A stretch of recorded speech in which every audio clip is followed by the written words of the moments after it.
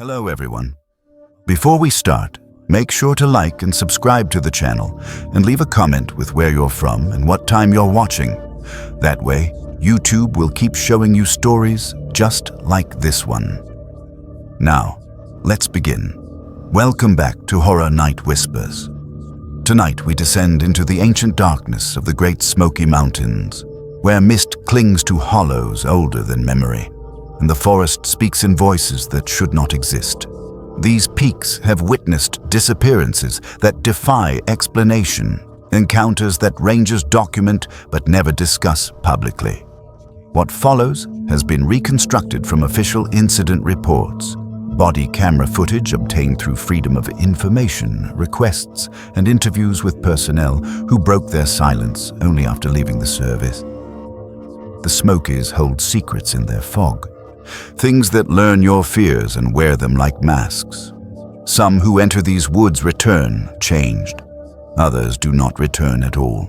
If the darkness calls to you, subscribe and stay close.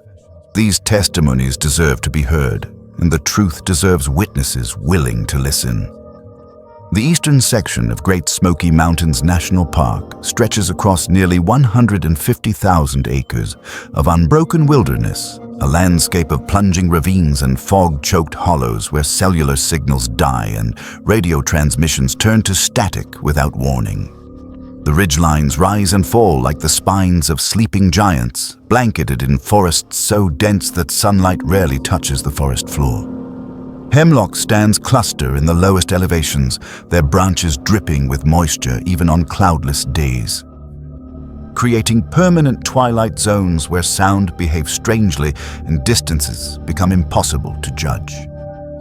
Park Service personnel refer to certain areas with unofficial names that never appear on any map. Names like Dead Man's Hollow, the Listening Place, and the Grove Where Children Cry.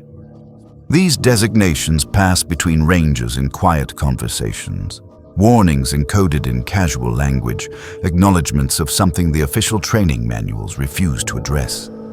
Tom Caldwell understood the eastern section better than most.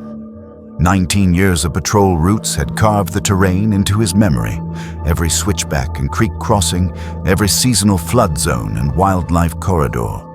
He knew which trails attracted the inexperienced hikers who wandered off marked paths, which campgrounds drew the reckless types who ignored fire warnings, which overlooks required extra vigilance during peak visitation months. His colleagues described him as meticulous, a ranger who filed complete reports and maintained his equipment with almost obsessive care. His body camera rarely malfunctioned. His radio always carried fresh batteries.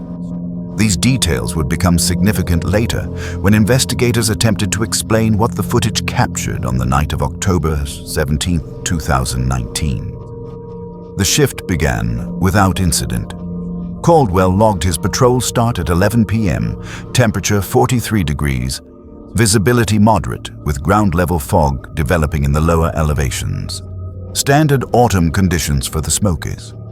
He drove the access roads first, checking parking areas for after-hours vehicles, then proceeded on foot along a connector trail that intersected with the Appalachian Trail near a remote backcountry shelter. The forest pressed close against the beam of his flashlight, rhododendron thickets forming walls of waxy leaves that reflected the light back at him. Moisture hung in the air, coating everything with a thin film of dampness that made the temperature feel colder than the thermometer indicated. The first anomaly appeared in his patrol log at 1:37 a.m. Caldwell noted hearing what he described as vocalization, possibly animal, origin unclear, approximately 500 yards to the northeast. He paused to listen, but detected nothing further and continued his route. Rangers hear unusual sounds constantly. Foxes screaming, owls calling, the uncanny wails of bobcats that can sound disturbingly human in the darkness. Most learn to dismiss these auditory disturbances without investigation. But Caldwell was thorough. He made a note. He kept moving. He did not yet understand that something in the hollow had already marked him, had already begun learning. At 2:12 a.m., the vocalization returned. This time, Caldwell described it differently in his radio transmission to dispatch. His voice on the recording carries a quality of confusion, a searching for adequate language to describe what his ears were processing. "It sounds like a child," he reported. "A little girl. She's calling for help." Dispatch asked for his location and reminded him that no camping permits had been issued for that area. Caldwell acknowledged and requested backup. Standard protocol for potential search and rescue scenarios. The nearest available unit was 45 minutes out. Caldwell was instructed to maintain position and await assistance. He did not maintain position. The body camera footage from this point forward has been analyzed by multiple investigators, each attempting to reconcile what the visual record shows with any rational explanation. The forest appears normal for the first several minutes. Trees emerging from fog, the cone of Caldwell's flashlight sweeping across fern beds and fallen logs. The occasional eye shine of small animals reflecting from the underbrush. Then the fog begins to move. Not drifting, not flowing with air currents, but rolling forward with purpose, advancing toward the camera with a speed and density that seems to violate the physics of atmospheric moisture. Caldwell's breathing becomes audible on the audio track, faster, shallower, but he keeps walking toward the sound. The voice grew clearer with each step he took into the hollow. A child, certainly. A girl, probably 8 or 9 years old based on the pitch and cadence.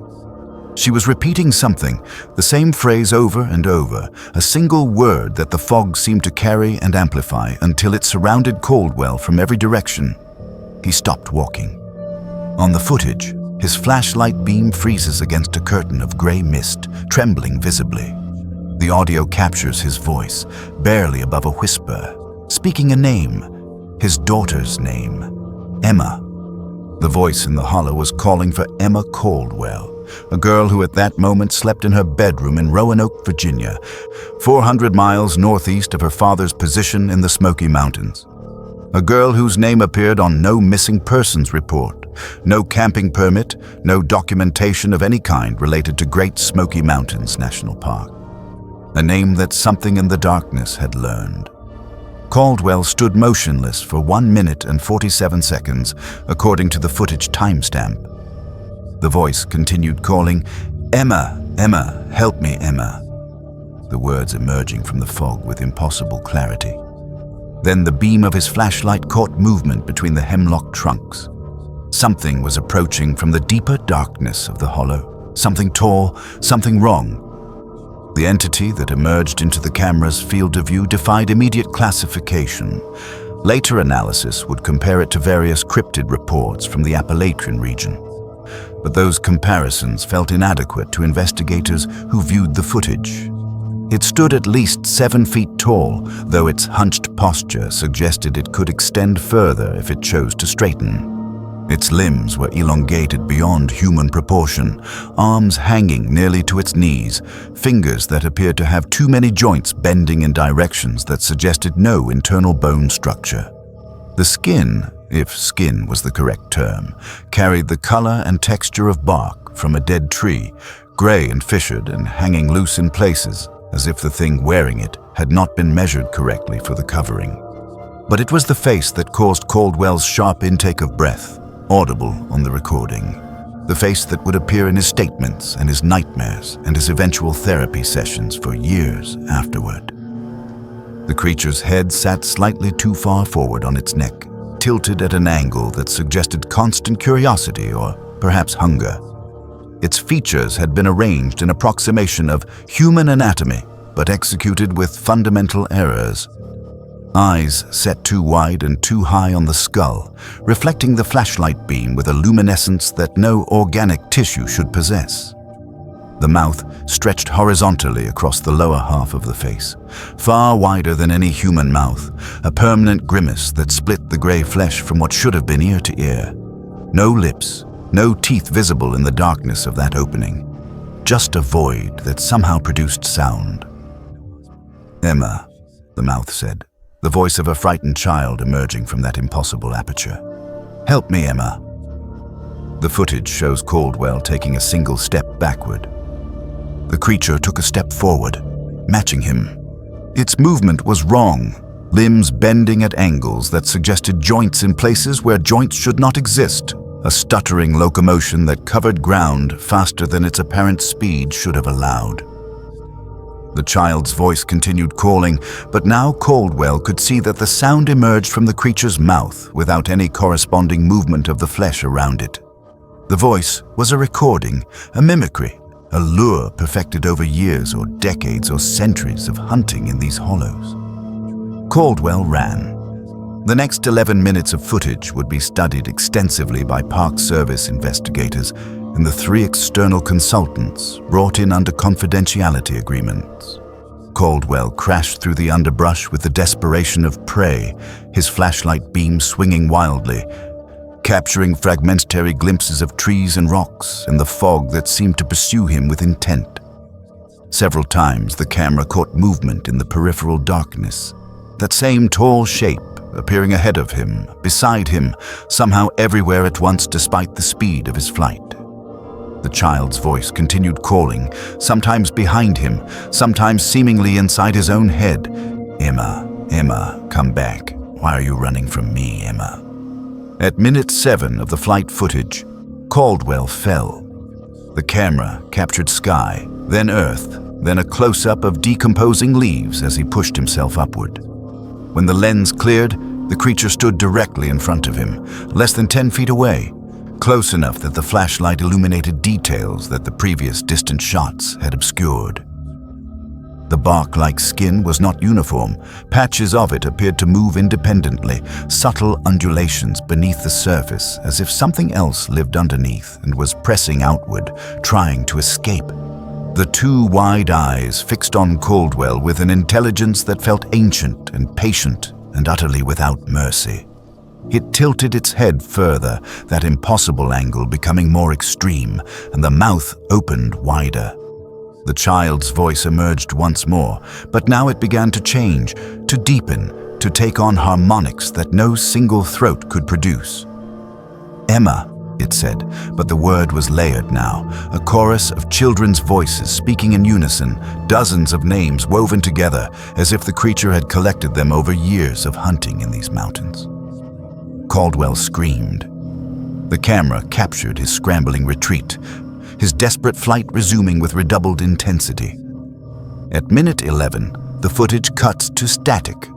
Battery failure, according to the technical report. When investigators later examined the camera, they found the battery had been fully drained, despite showing 73% charge at the start of Caldwell's shift. No explanation was offered for this discrepancy. Caldwell was discovered at 6:47 a.m. by a maintenance crew arriving at the Cosby Knob trailhead. He sat against a concrete parking barrier, 7 miles from where his patrol vehicle remained locked and undisturbed. He was unresponsive to verbal commands. His core temperature had dropped to 89 degrees. His eyes were open but fixed on a point in the middle distance, and his lips moved continuously without producing sound. The paramedics who transported him to the hospital reported that he did not speak during the entire journey, but his hands would not stop shaking. The official incident report classified the event as a medical emergency, precipitated by possible toxic exposure. The body camera footage was reviewed and sealed. The 3 external consultants signed non-disclosure agreements and departed without filing written conclusions. Tom Caldwell spent 4 days in the hospital before being released to outpatient psychiatric care. He submitted his retirement paperwork 19 days after the incident, citing accumulated stress and a desire to spend more time with his family. The paperwork was approved without the standard exit interview. Colleagues who attempted to contact Caldwell in the months following his departure reported that he had moved. His former address in Gatlinburg showed no forwarding information. His phone number had been disconnected. One ranger who had worked with him for 11 years managed to reach him through a mutual friend nearly 2 years after the incident. The conversation lasted less than 3 minutes. Caldwell would only say that he had relocated somewhere flat, somewhere without forests, somewhere the fog could not reach. When asked about the footage, about what he saw in the hollow, he said 5 words before ending the call. It learned my daughter's name. The Great Smoky Mountains continue to attract millions of visitors each year, families and hikers and photographers drawn to the ancient beauty of those fog-shrouded peaks. The eastern section remains staffed by rangers who patrol the same trails Caldwell once walked, who passed the same hollows where the hemlock stands drip with perpetual moisture.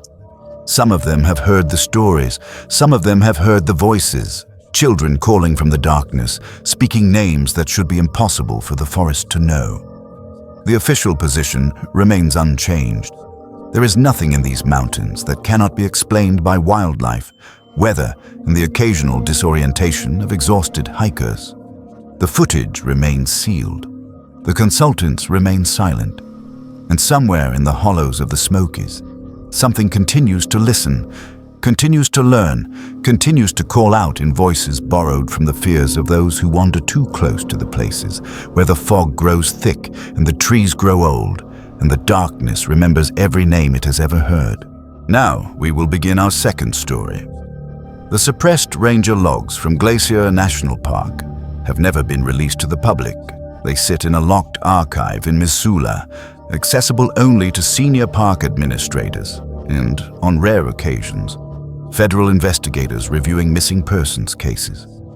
Among these documents are the nightly patrol reports filed by Ranger Samuel Vance during the summer of 2016, and what they contain has never been explained, only buried. Vance was assigned to patrol Route 7 North, a backcountry circuit that threads through some of the most remote and inaccessible terrain in Montana. The route covers nearly 18 miles of dense subalpine forest, crossing 3 creek beds, skirting the edge of a glacial moraine, and passing through stretches of wilderness where no trail exists at all. Rangers who work 7 North work alone.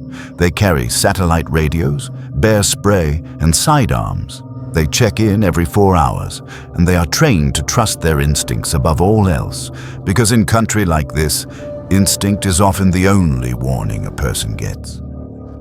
Samuel Vance was 34 years old that summer, a 9-year veteran of the National Park Service with postings in Yellowstone, Olympic, and the North Cascades. He had requested the Glacier assignment specifically because of its isolation. His supervisors described him as competent, methodical, and unusually calm under pressure.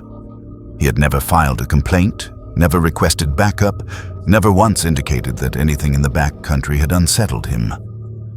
That changed on the night of June 3, 2016, 3 days into his assignment on Route 7 North. The first entry was brief, almost dismissive. Vance noted that during his midnight patrol of the northern section, he had heard footsteps behind him on the trail. He had stopped, listened, and heard nothing further. He attributed the sound to an echo off the rock faces that lined the path, or perhaps to a deer moving through the underbrush. He completed his patrol without incident and returned to his cabin by 300 hours. The entry was unremarkable, but it was also the beginning. The following night, Vance heard the footsteps again. This time he noted something specific. They matched his pace exactly. When he walked, they walked. When he paused to check his map, they paused. When he resumed, so did they. He estimated the distance at approximately 14 steps behind him, close enough to hear clearly. Far enough that his flashlight beam could not reach whatever was making the sound. He swept the tree line with his thermal scope and saw nothing. No heat signature, no movement, just empty forest, silent and dark. Yet the footsteps had been real. He had heard them. And when he played back the audio from his body-mounted recorder later that night, they were there on the tape. The crunch of boots on gravel, perfectly synchronized with his own. Over the next 2 weeks, Vance's reports grew longer and more detailed. He began documenting the footsteps with scientific precision, noting the time of onset, the estimated distance, the duration before they ceased. He recorded everything. He measured everything. He was trying, it seems, to impose order on something that defied explanation. The footsteps occurred only on the northern section of Route 7 North, always after midnight, always when he was alone. They never varied in rhythm. They never stumbled. They never accelerated or slowed except in perfect response to his own movements. It was as if something was learning him, memorizing the way he walked, the length of his stride, the cadence of his steps. By week 3, Vance had begun to notice a change. The footsteps were closer. He estimated the distance at 12 steps now, then 10. He could hear the breathing. It was low and rhythmic, a wet, rasping sound that did not match the cold mountain air. His recordings captured it clearly, an inhalation that lasted too long, an exhalation that seemed to come from a chest larger than any human's. He requested a partner for his patrols. The request was denied due to staffing shortages. He requested a transfer to a different route. The request was logged but never processed. He was told to continue his duties and report anything unusual through official channels. What the official channels did not know was that Vance had stopped sleeping. His cabin logs show that he remained awake for most of each night, sitting with his back to the wall, his sidearm in his lap. He had begun to hear the footsteps even when he was not on patrol, faint, measured, always the same distance behind him. He heard them when he walked to the latrine. He heard them when he gathered firewood. He heard them when he stood on his porch at dusk and watched the sun sink behind the peaks. 14 steps, then 12, then 10, then 8. On the night of July 19th, Samuel Vance conducted what would be his final patrol of Route 7 North. His body camera footage and audio recordings were recovered 3 days later, and while the video is largely obscured by darkness and motion blur, the audio remains intact. It begins normally. Vance can be heard breathing steadily, his boots crunching on the gravel trail, his equipment jingling softly with each step. At R047 hours, the footsteps begin. They are loud on the recording, closer than ever before.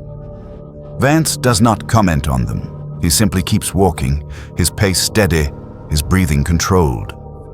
He had learned by then that stopping did no good. Running did no good. The only option was to keep moving and hope that whatever followed him would eventually fall back. At 2 hours, the footsteps stopped. The silence that followed was absolute. No wind. No insects, no distant calls of owls or coyotes. Vance's breathing grew faster. On the recording, you can hear him whisper something under his breath. It sounds like a prayer, though the words are unclear. Then, slowly, he turned around. The audio captures his sharp intake of breath. A single, strangled sound that might have been a word, or might have been something else entirely. The body camera footage shows only darkness, then a brief flash of illumination as Vance raised his flashlight. In that fraction of a second, something is visible at the edge of the frame. It is humanoid, it is standing, and it is wrong. Subsequent analysis of the footage revealed details that Vance himself could not have articulated in the moment. The figure stood approximately 6.5 feet tall, though its posture made accurate measurement difficult. Its limbs were elongated, the joints bending at angles that suggested they had been broken and reset incorrectly, or perhaps had never been right to begin with. The knees bent backward like a deer's hind legs. The elbows jutted outward. The fingers, visible for only 3 frames, were too long, with one additional knuckle on each digit. The head was tilted sharply to one side, cocked at an angle that would have snapped a human cervical spine. The neck appeared to have no fixed position at all, as if the skull was merely balanced atop the body rather than attached to it. But it was the face that caused the analysts who reviewed the footage to request immediate psychological support. The face was human, or rather, it had been human once. The features were recognizable: a nose, a mouth, 2 eyes, but they had been stretched and distorted, pulled across a skull that was too wide and too flat. The skin was gray, with a texture like wet leather. The mouth hung open, revealing teeth that were brown and worn down to nubs. And the eyes reflected Vance's flashlight like a deer's eyes, bright and golden and utterly empty of anything that could be called thought. The figure was wearing clothes. Tattered, filthy, barely recognizable, but unmistakably a National Park Service uniform. The patches were visible. The badge was visible. And in the final frame of usable footage, just before the camera was knocked to the ground, a name tag was visible on the chest. The name on the tag was Samuel Vance. The rest of the recording is audio only. There is screaming, but it does not sound like Vance. It is higher, thinner, more like the cry of an animal than a human voice. There is a sound that might be running. There is a sound that might be something heavy moving through underbrush. Then there is silence, followed by 47 minutes of dead air before the battery died. Search and rescue teams were dispatched at dawn on July 20th. They found Vance's equipment scattered along a quarter-mile stretch of trail, his flashlight, his radio, his sidearm unfired in its holster. The body camera was recovered from a creek bed, half submerged in glacial runoff. Vance himself was found 2 days later, sitting in the exact center of the trail at the northernmost point of Route 7 North. He was alive. His eyes were open. His hands were folded in his lap. He did not respond to his name. He did not respond to touch. He did not respond when the medics loaded him onto a stretcher and carried him out of the wilderness. Samuel Vance has not spoken a single word since July 19, 2016. He resides in a long-term care facility in Helena, Montana, where he spends his days staring at the wall of his room. Neurological examinations have found no physical cause for his condition. Psychological evaluations have been inconclusive. He eats when food is placed before him. He sleeps when the lights are turned off. But he does not speak, does not write, does not acknowledge the presence of anyone around him. The only notable behavior documented by his caregivers is this. Every night at precisely midnight, Vance rises from his bed and walks to the window. He stands there for exactly 14 minutes, his eyes fixed on the darkness outside. Then he returns to bed and does not move again until morning.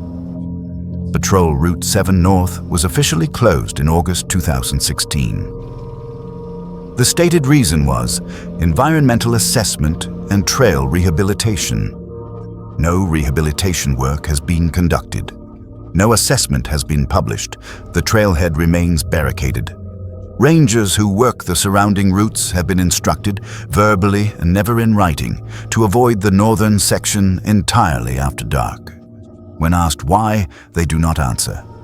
Most of them have heard the stories. Some of them have heard the recordings. None of them have heard the footsteps, but in the archives, in that locked room in Missoula, there is one final document that has never been explained.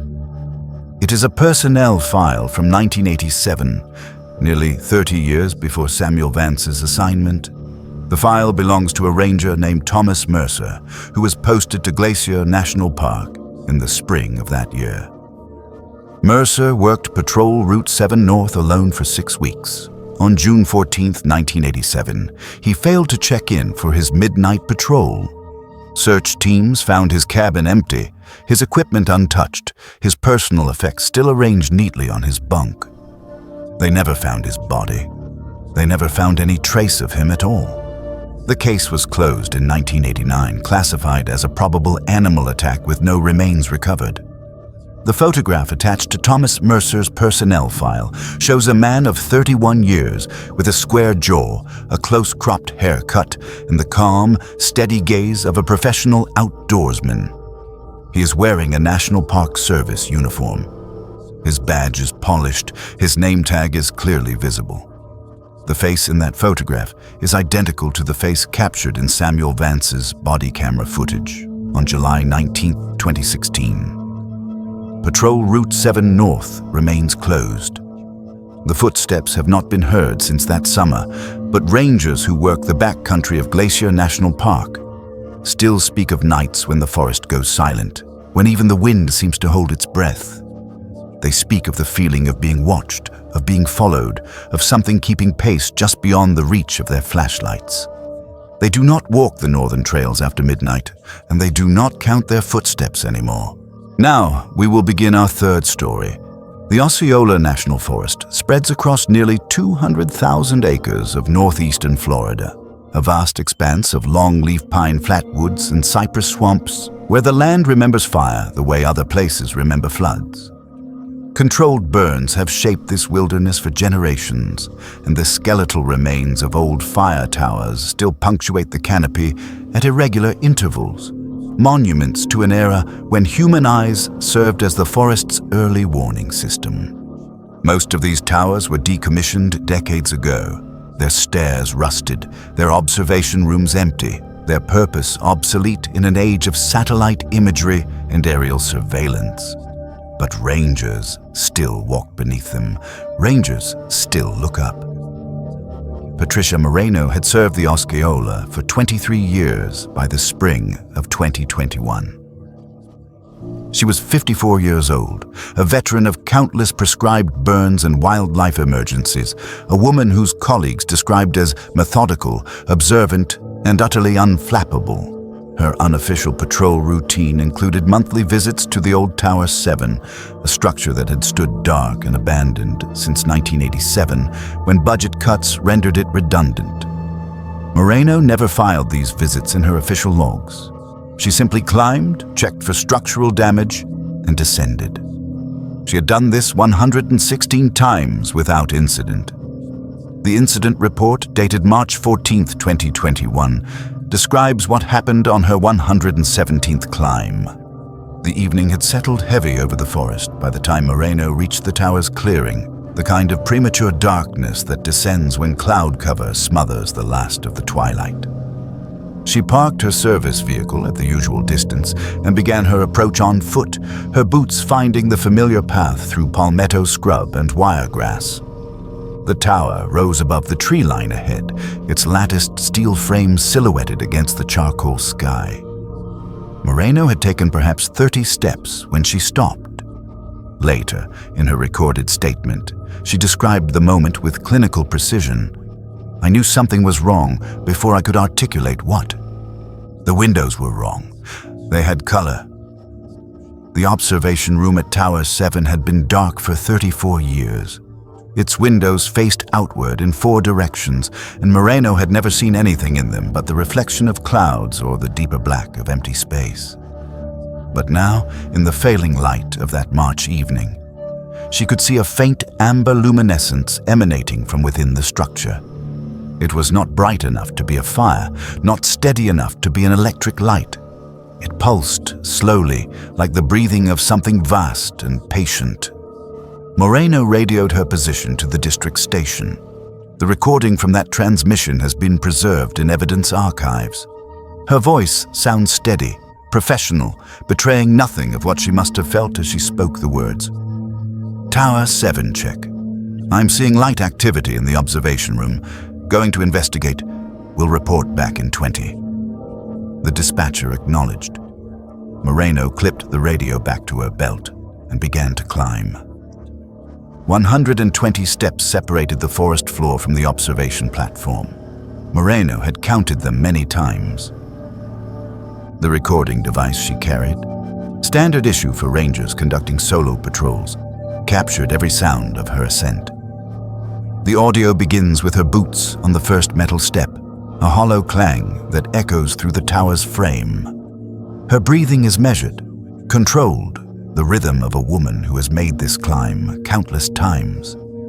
The stairs creak and groan beneath her weight, joints loosened by decades of weather and neglect.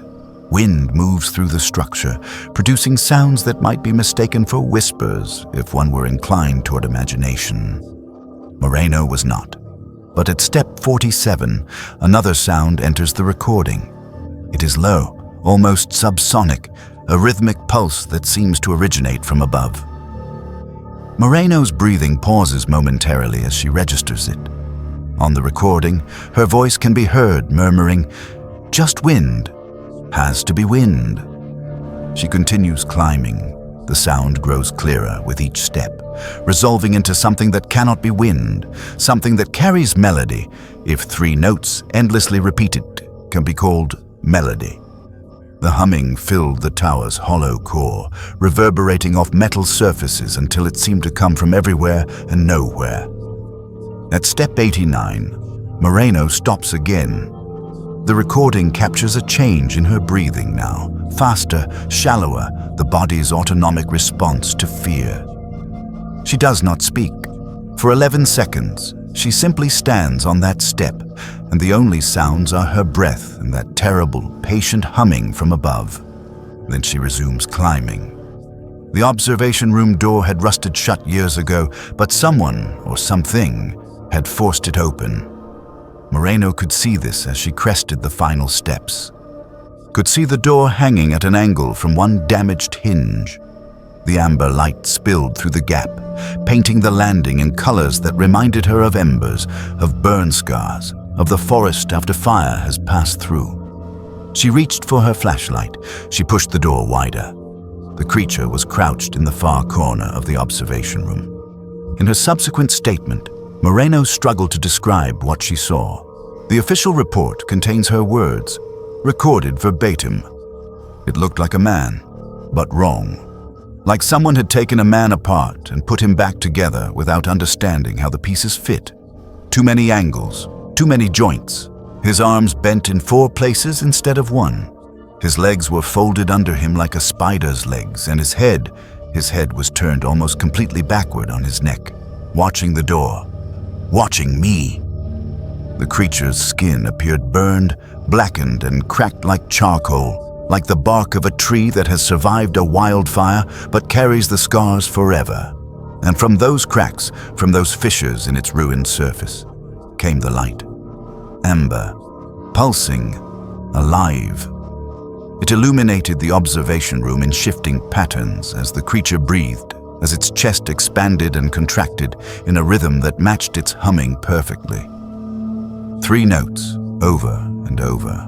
A melody from somewhere else, from some time before memory. Moreno stood in the doorway for what the recording suggests was approximately 14 seconds. She did not run. She did not scream. She raised her flashlight, and the beam cut through the amber glow to fall directly upon the creature's face. The humming stopped. The silence that followed was more terrible than any sound.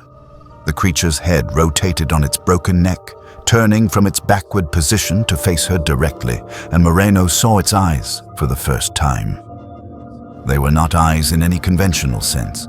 They were holes, voids that seemed to extend backward infinitely, and within them burned the same amber light that leaked from its skin. It looked at her. It saw her. And then, with a movement that the recording captures only as a series of sharp cracks and wet sounds of joints dislocating and relocating, it began to unfold. The thing rose. It had been compressed into that corner through some impossible contortion, and now it expanded outward, upward, its limbs extending to fill the observation room with angles and reaches that should not have fit within those walls. Moreno screamed. The recording preserves that sound in excruciating clarity, not a cry of surprise, but of primal, absolute terror. She stumbled backward through the doorway. Her feet found the landing, and then something touched her. She describes it in her statement as feeling like burned wood, rough and hot and impossibly strong. The creature's hand, if it could be called a hand, closed around her arm with fingers that bent in too many places, that gripped from directions that made no anatomical sense. It pulled her back toward the observation room. She fought, she twisted, and then she was falling. The recording captures the scream, the crash of breaking glass, and then silence. 38 seconds of silence before the device stopped recording automatically, its motion sensors detecting no further movement. Moreno was discovered at dawn by a search team dispatched after she failed to check in. She lay at the base of Tower 7 with both legs shattered from the fall, compound fractures visible through torn uniform fabric. She was conscious. She was speaking, though the words made little sense to the rangers who found her. She kept repeating, "It carried me down. It carried me down. I didn't jump. It carried me down." The medical report details her injuries with clinical precision: bilateral femoral fractures, left tibial plateau fracture, right calcaneal fracture, multiple lacerations consistent with broken glass. The pattern of her injuries puzzled the emergency physicians. A fall from that height onto packed earth should have killed her. The damage to her legs was severe but survivable, as if something had controlled her descent, had set her down with enough force to break bone but not enough to end life, as if something had wanted her alive. Moreno spent 4 months in recovery. She submitted her resignation from the Forest Service before she could walk again. In her final interview with investigators, she described one additional detail that does not appear in the official incident report, but was captured by a secondary recording device in the interview room. She said that as she fell, or as she was carried, she could hear the creature humming those same 3 notes. And she could feel its breath on her neck, hot as embers, and its voice in her ear, speaking words she could not understand, but knew she would never forget. She said it told her something. She refused to say what. The fire tower burned 3 nights after Moreno's fall. Rangers responding to the blaze found nothing to indicate a cause. No lightning strikes, no evidence of accelerants, no electrical malfunction in a structure that had been without power for 3 decades. The fire burned impossibly hot, reducing the steel frame to slag, melting metal that should have merely blackened. By morning, only the concrete foundation remained, a square of scorched earth in a forest that knows fire intimately. Investigators noted one anomaly in the ashes. At the center of the foundation, surrounded by the melted remains of the observation room, they found a pattern burned into the concrete itself. 3 parallel lines, each roughly 4 inches apart, scorched so deeply into the surface that they remained visible even after attempts to scrub the site clean. 3 lines. Like the 3 notes of a melody no one wanted to remember. Patricia Moreno lives now in a single-story house in Jacksonville, far from any forest, far from any tower that might tempt her to climb. She has never returned to the Osceola. She walks with a pronounced limp, her legs never having fully healed from fractures that doctors said defied the normal physics of falling. She does not speak of what happened in March 2021, but neighbors have reported seeing her standing in her backyard late at night, staring at the sky, her lips moving silently. If you watch carefully, they say, you can see her counting something on her fingers. 1, 2, 3, over and over. The same rhythm, the same pattern, like someone trying to forget a melody by repeating it until it loses all meaning. The concrete foundation of Tower 7 still exists in the Osceola National Forest, though it appears on no official maps. Rangers have been instructed to avoid the site. The instruction does not explain why. It does not need to. Everyone who has served the Osceola long enough has heard Moreno's recording. Everyone knows what sound fills the forest on certain nights when the air is still and the darkness complete. 3 notes, hummed from somewhere in the canopy, hummed from somewhere above. Now we will begin our 4th story. The Hoh rainforest breathes. Rangers who have spent decades walking its trails will tell you this without irony, without metaphor. They speak of the way the moss pulses when no wind moves through the canopy. The way the ancient Sitka spruces seem to lean closer when you stop walking. The way sound behaves differently here than anywhere else on Earth. Swallowed, muffled, redirected until you can no longer trust the direction of your own footsteps. Olympic National Park contains over 1 million acres of wilderness, but the Hoh is something else entirely. Something older. Something that remembers a time before human feet pressed into its soil. Park Service literature describes it as one of the finest examples of temperate rainforest in the Western Hemisphere. What the literature does not mention is how many people have walked into the Hoh and emerged changed, or how many have not emerged at all. David Chen had been a ranger for 11 years when he drew the backcountry patrol assignment in September of 2018. He was methodical, quiet, the kind of man who kept detailed notes because he understood that wilderness had a way of erasing memory, of making you doubt what you had seen with your own eyes. His patrol log from that week survives in the park archives, though certain pages have been redacted. What remains tells the story of a man who found something that should not exist. September 14th began with fog. Not unusual for the Ho, the rainforest generates its own weather systems, pulling moisture from the Pacific and holding it close like a jealous secret.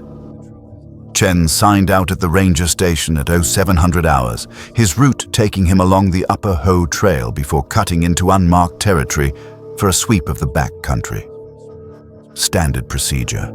He had done it dozens of times before. His pack held 3 days of supplies, a satellite phone, a sidearm he had never fired outside the range, and a body camera that would record everything. The first 6 hours of footage show nothing remarkable. Chen moving through cathedral groves of moss-covered trees. The occasional deer startled into flight, the endless green pressing close from every direction. He stopped for lunch beside the river, the water running gray with glacial silt, and made a notation in his log about trail conditions. Everything normal, everything as it should be. The change came around 1400 hours. Chen's notes describe a smell, something sweet and rotten beneath the usual earthy dampness of the forest floor. He followed it. Rangers are trained to investigate anomalies. Dead animals, illegal camps, the occasional lost hiker who wandered off trail and never wandered back. The smell led him 2 miles from any established path, deeper into the old growth than he had ever traveled. The trees here were massive, their trunks wider than cars, their branches so thick with moss that they created a false twilight even at midday. The undergrowth thinned as the canopy thickened, and Chen found himself walking through something that resembled a temple more than a forest. Silent, waiting. He found the campsite in a small clearing where no clearing should have been. Later, search teams would comb that section of forest for weeks without locating it. But on September 14th, 2018, David Chen stood at its edge and felt the temperature drop 10 degrees in the span of a single breath. The site appeared recently used. That was his first thought, recorded in his log with clinical detachment. A tent had been pitched and removed, leaving only the stakes behind. A fire pit still held warm ashes. Food containers sat arranged on a fallen log with the careful precision of a place setting. Chen approached slowly, his training overriding the instinct that screamed at him to run. His body camera captured everything.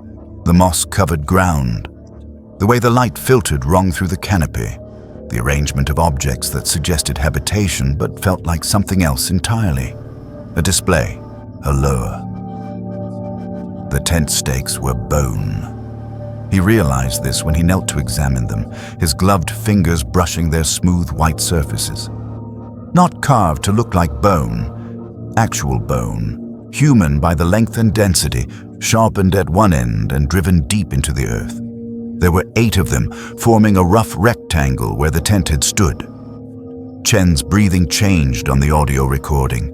Faster, shallower, but he did not leave. The fire pit drew him next. It was lined with stones, but the stones were wrong, too uniform in size, too smooth. He reached down and picked one up, turning it over in his palm, and his body cameras recorded the moment of recognition. Not stones, teeth, human teeth, hundreds of them worn down by time or use until they resembled river pebbles. They lined the pit in careful rows, creating a bowl of enamel and dentin that still held the warmth of whatever fire had burned there hours before. Chen's hand trembled as he set the tooth back in place. His written report describes what came next in a single line. Food containers held organic material recently harvested. He refused to elaborate during his debriefing. He refused to elaborate ever again. But his body camera footage shows him approaching the fallen log, lifting the lid of a plastic container and dropping it immediately. The camera angle captures only a glimpse. Something red, something wet, something that had been part of a living body not long ago. Chen backed away. His breathing had become audible gasps. That was when the forest changed. The silence shifted. It had been quiet before. The Ho is always quiet, but this was different. This was the silence of held breath, of watching. Chen stood frozen in the clearing, his camera panning slowly across the tree line, searching for the source of the pressure that had suddenly descended on the space. The moss-draped hemlocks stood motionless. Nothing moved. Nothing made sound. Then he saw it. The figure stood approximately 50 feet from the clearing's edge, partially obscured by the massive trunk of an ancient spruce. Later analysis of the footage would confirm that it had not been there moments before. It simply was, as if it had always been standing in that precise location, waiting for Chen to notice. The body camera captured it in terrible clarity. Humanoid in shape, but wrong in every proportion. Naked flesh the color of cave fish, stretched tight over bones that pressed outward at angles no human skeleton could accommodate. The ribs were visible, countable, the spaces between them deep enough to hold shadows. The arms hung too long, the fingers too many, the joints bending in directions that suggested a different evolutionary path entirely. But the face was what Chen could not stop staring at. Where features should have been, there was only smooth, pale skin. No eyes, no nose, no structure to suggest a skull beneath the surface. Just a mouth that stretched from where one ear should have been to where the other should have been, a horizontal gash filled with teeth. Hundreds of teeth. Teeth that matched the ones lining the fire pit exactly, as if they had been taken from this creature's endless mouth and arranged there as decoration, as invitation. The footage shows Chen standing motionless for 11 seconds. He did not reach for his weapon. He did not run. He simply stood as the creature raised one elongated arm, the elbow bending backward, the wrist rotating in a full circle, and pointed directly at his camera. At him. The gesture was deliberate, almost ceremonial, as if marking him for something that would come later. Then the footage corrupted. The body camera's memory card would later be recovered with 90% of its data unrecoverable. The remaining 10% shows fragments. Chen running through the forest, branches whipping past, the sound of his breathing, ragged and desperate. Brief glimpses of the canopy overhead, spinning as if he had fallen. And behind it all, just beneath the threshold of clear audio, something else. Something that might have been footsteps. Something that might have been breathing. Something that was keeping pace with him through the ancient trees. The last clear frame shows Chen's face, recorded accidentally when the camera swung toward him during a fall. His expression is not fear. It is something beyond fear, something that has passed through terror and emerged into a different state entirely. His mouth is open, his eyes are fixed on something off camera, and his teeth, in that final frame, his teeth are clearly visible, all present, all intact. 3 days later, a logging truck driver found David Chen walking along Highway 101, 30 miles from the park boundary. He was barefoot. His uniform was torn in places that suggested passage through dense undergrowth, though his skin showed no corresponding wounds. He could not remember how he had gotten there. He could not remember the 3 days between the campsite and the highway. He could not remember his own name until a ranger from the station recognized him and spoke it aloud. The medical examination at Forks Community Hospital documented his condition in clinical language that could not disguise the strangeness of what they found. Mild dehydration, exposure consistent with several nights outdoors, no injuries, no trauma, no logical explanation for his fugue state. But the dentist who examined him noted something that never made it into the official report. David Chen was missing 4 teeth, his upper left canine, his lower right premolar. 2 molars from opposite sides of his jaw. The extractions were clean, professional. There was no blood, no infection, no sign that the teeth had been removed by force. They were simply gone, as if they had never existed, as if they had been payment for something. The search for the campsite began immediately. Teams of rangers combed the back country for 2 weeks. They found nothing. No clearing, no fire pit, no bone stakes, no evidence that anyone had ever made camp in that section of forest. GPS coordinates from Chen's patrol log led to an area of unbroken old growth where no human had walked in living memory. The Ho had swallowed whatever he had found, or the forest had rearranged itself to hide what lived there. David Chen resigned from the Park Service 6 months later. He never returned to Olympic National Park. He never spoke publicly about what happened. But rangers who worked with him in those final months tell stories in quiet voices, stories about a man who had developed certain habits. He would not enter forested areas after dark. He would not sleep without a light on. And sometimes, when he thought no one was watching, he would run his tongue along his teeth, counting them, making sure they were still there, as if he knew that something had taken 4 and might come back for the rest. The Ho rainforest remains the wettest place in the continental United States. Approximately 150 inches of rain falls there each year, feeding moss that grows thick enough to muffle screams. The old-growth trees live for 1,000 years, their roots intertwined beneath the soil in networks that scientists believe may allow them to communicate, to remember, to pass information about threats from one organism to another across miles of forest. If this is true, then the Ho remembers David Chen. It remembers the campsite that appeared for 1 day and vanished. It remembers the thing that stood among the hemlocks with its endless mouth and its pointing finger. And somewhere in that green darkness, in a clearing that exists only when it chooses to be found, a fire pit lined with human teeth waits for its ashes to grow cold. 4 new stones rest among the hundreds already there, smooth and white and worn. They will not be the last. Now we will begin our 5th story. The Alaska Range in February is a place where the Earth itself seems to reject the presence of life. Temperatures plunge to 50 below. Winds scream across glacial valleys with enough force to knock a grown man flat. The snow doesn't fall so much as a tack, driving horizontal needles of ice that find every gap in clothing, every exposed inch of skin.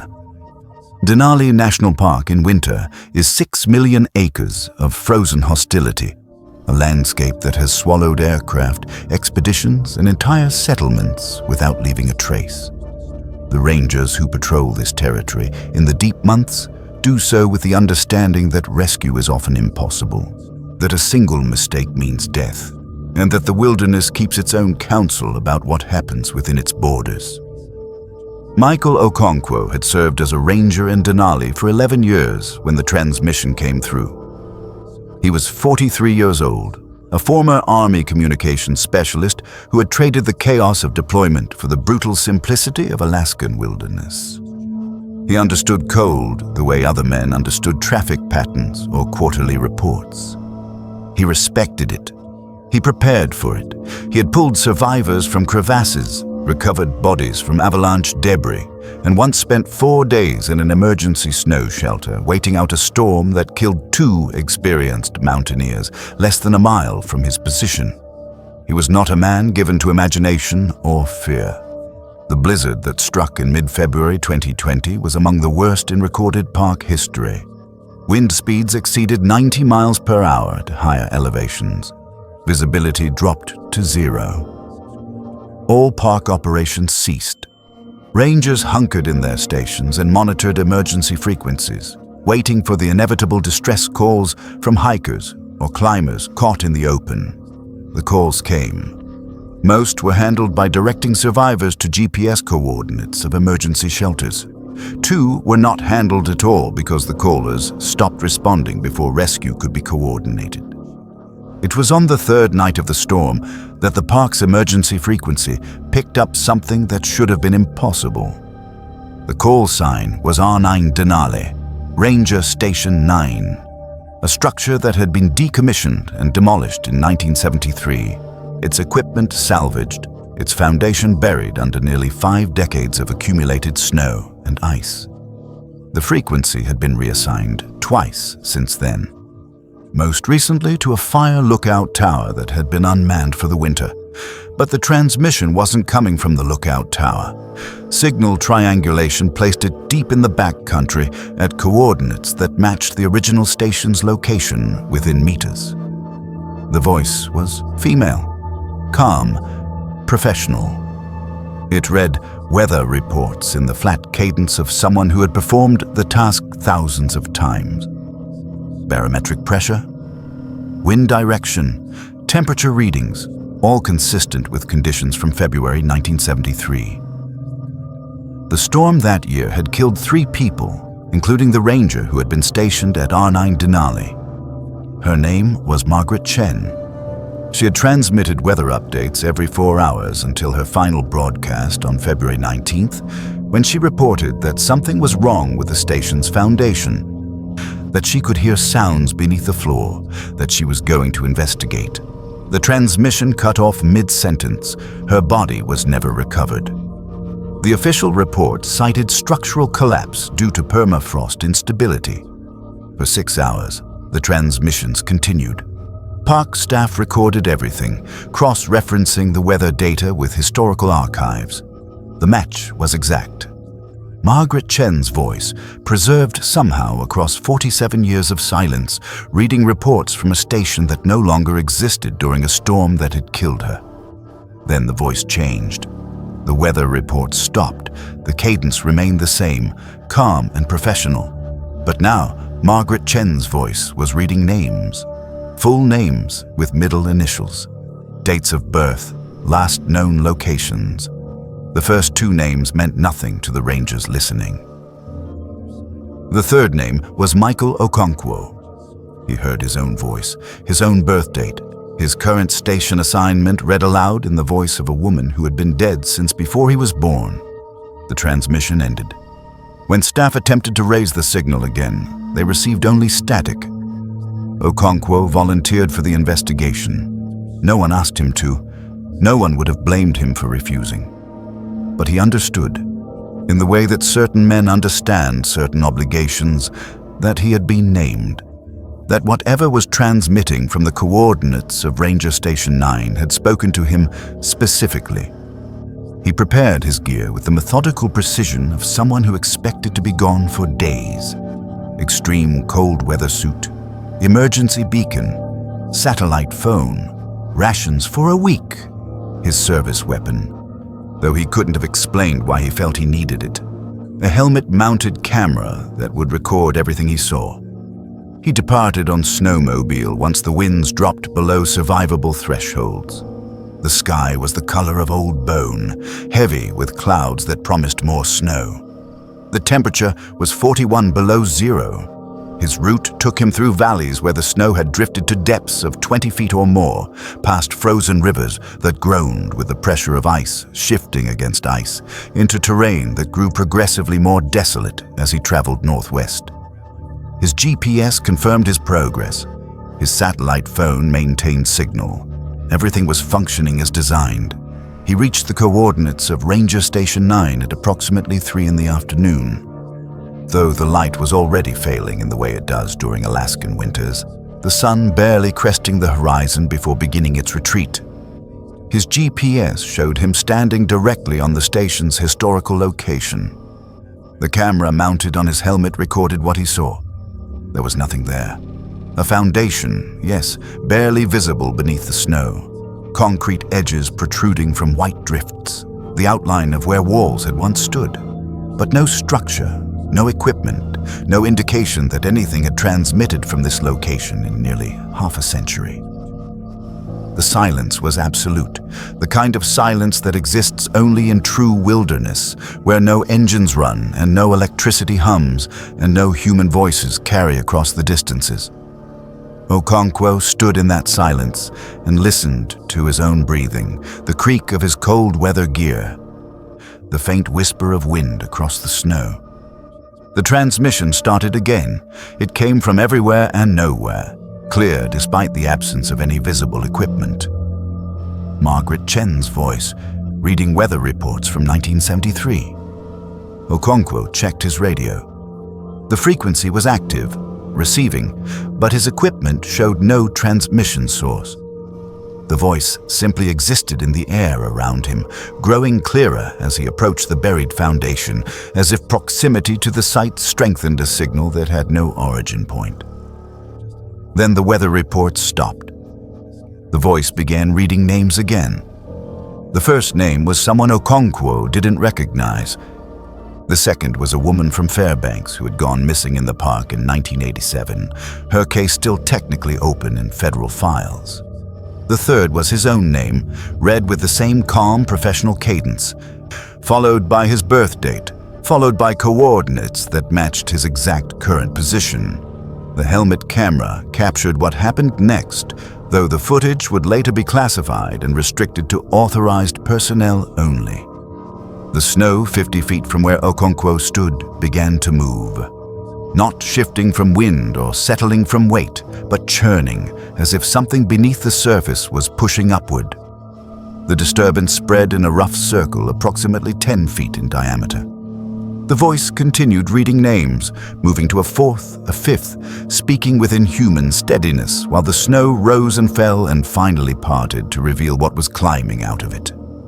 The shape was humanoid in the loosest possible sense. It had a head, a torso, limbs arranged in the approximate configuration of arms and legs.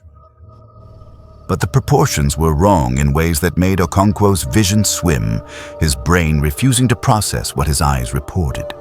The arms were too long by at least a foot, the joints bending in directions that suggested extra articulation points. The torso compressed and expanded with each movement, as if the rib cage was collapsing and reforming with every step. The face was the worst. It cycled through features the way a malfunctioning screen cycles through channels, showing a woman's eyes, then a man's jaw, then something that had too many teeth and not enough skin, never settling, never stabilizing. A mask made of other masks, shuffling endlessly through configurations that belonged to people who were no longer alive. It spoke with Margaret Chen's voice, still reading names, still calm and professional as it walked toward Okonkwo through the driving snow that had begun to fall again. He ran. The helmet camera recorded 6 hours of footage, 6 hours of whiteout conditions, of Okonkwo pushing through snow that came up to his thighs, of his breathing growing ragged and his movements growing desperate.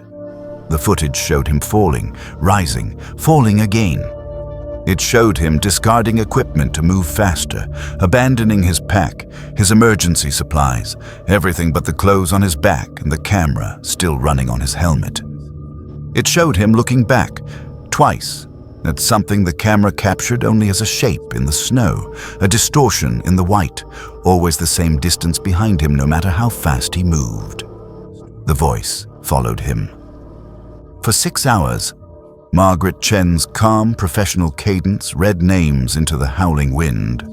Some of the names appeared in missing persons databases. Some appeared in no records at all. Some were spoken in languages that had no business being in a dead ranger's vocabulary, tongues that predated European contact with the continent, words that sounded like they had been carved from ice and darkness and the patient hunger of things that wait beneath frozen ground.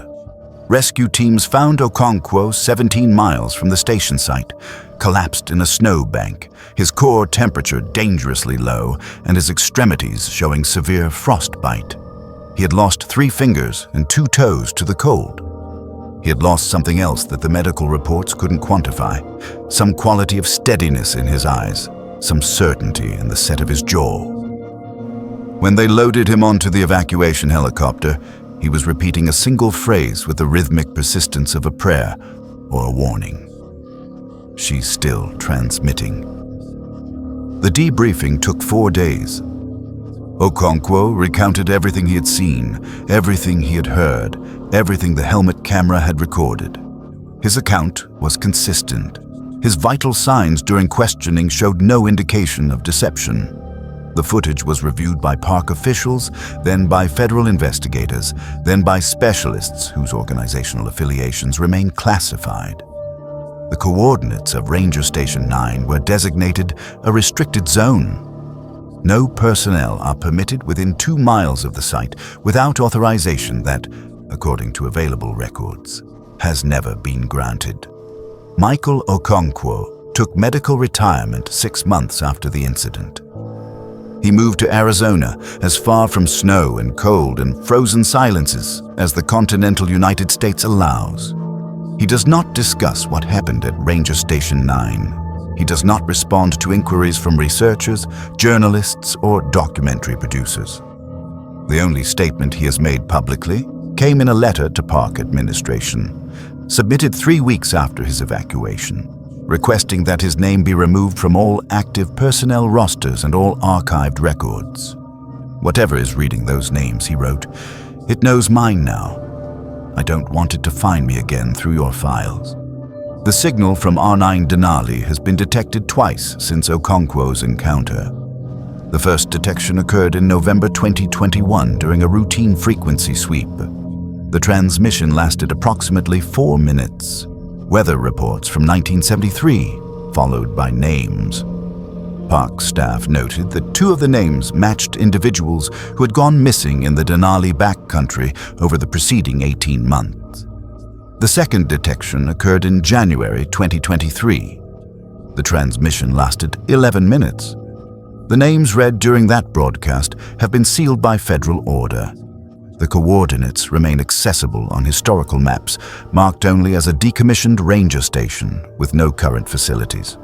The foundation still lies beneath the snow, concrete and rebar slowly disintegrating under the pressure of frost and time and whatever else moves through the permafrost in that desolate stretch of wilderness.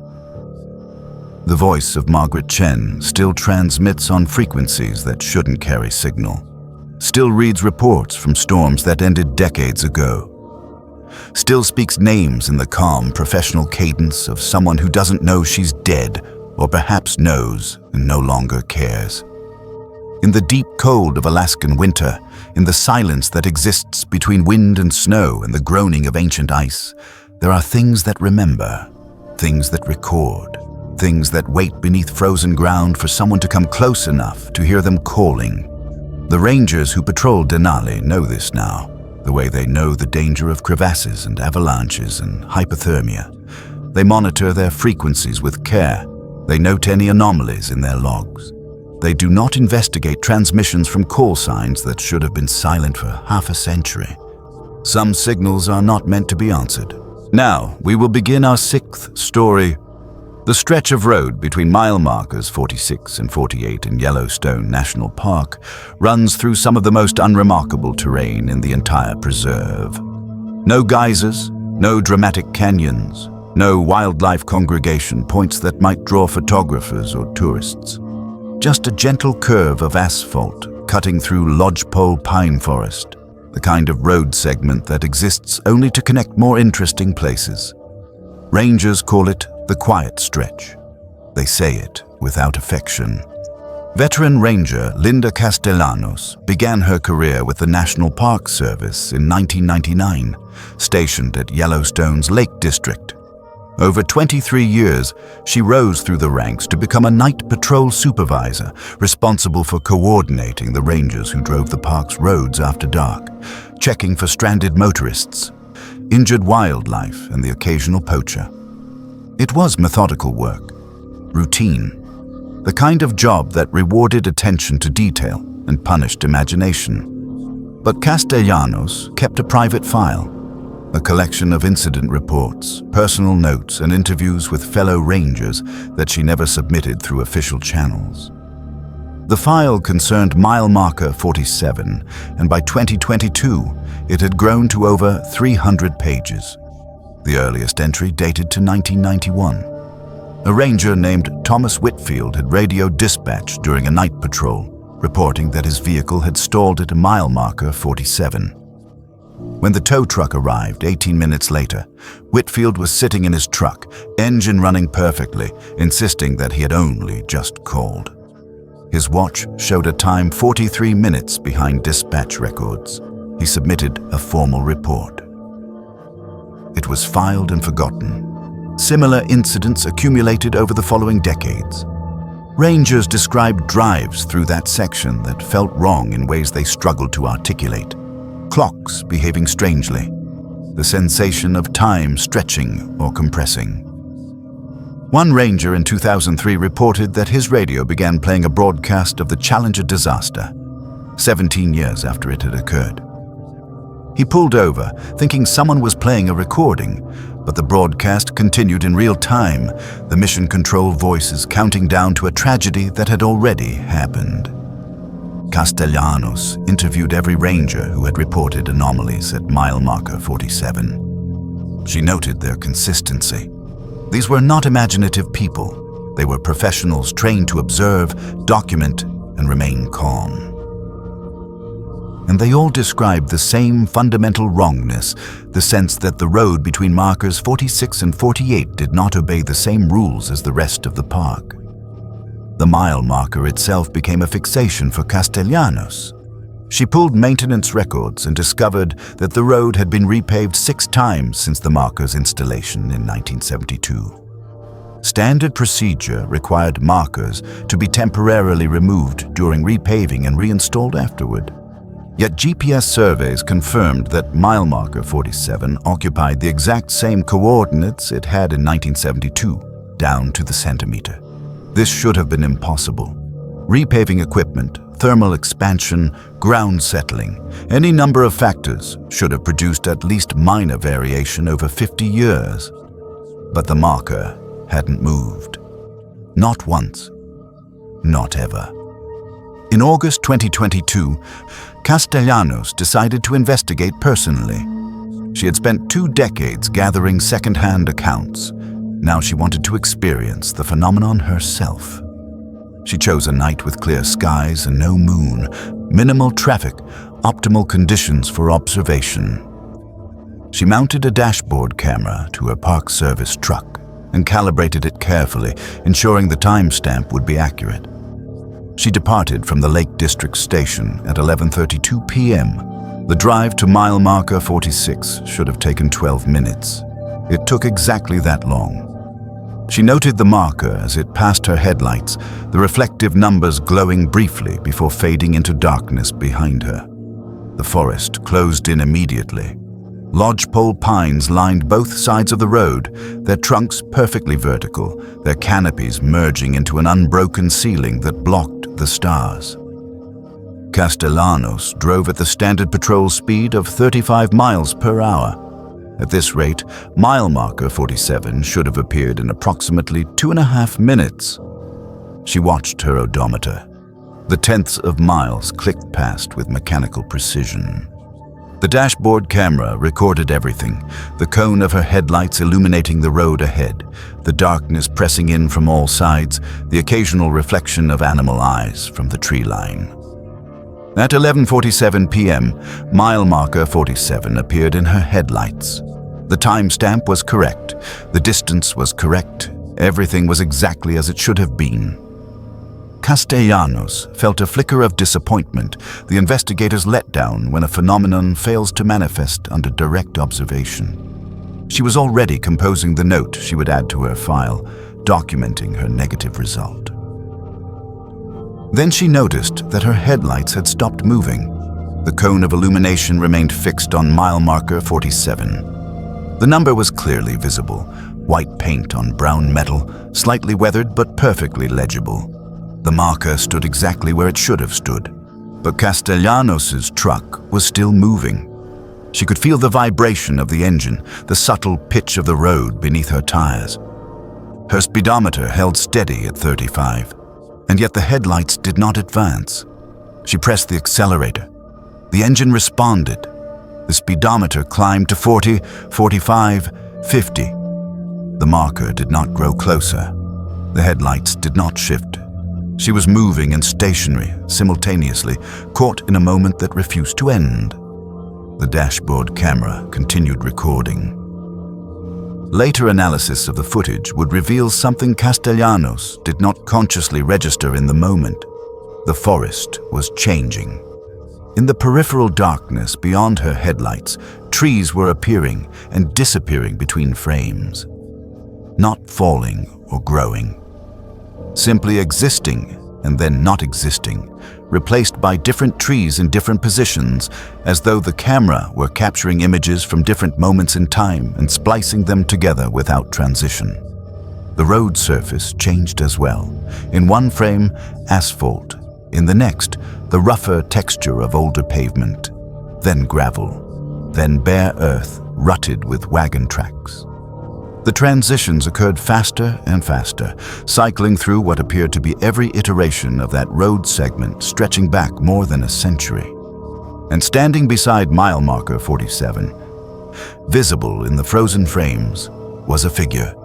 It wore an old Park Service uniform, the style issued in the 1940s, heavy wool with brass buttons, a campaign hat pulled low over the brow.